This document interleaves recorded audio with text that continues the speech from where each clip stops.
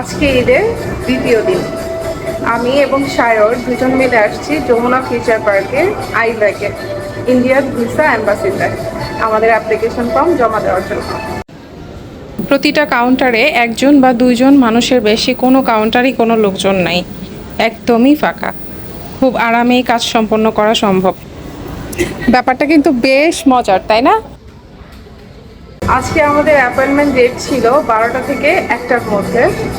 আমরা দুজন এসে পৌঁছাই গেছি 11টা 30-এ। তো এসে গেলাম, আমাদেরকে ঢোকার পারমিশন দিল।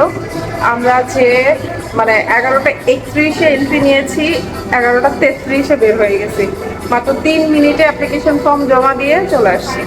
এই প্রথম আইব্যাকে এসে কোনো ভিড় ছাড়া, কোনো ঝামেলা ছাড়া 3 মিনিটে কাজ সেরে বাসায় চলে যাচ্ছি।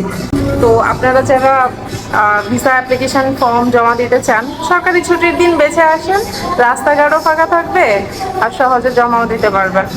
Happy travelling.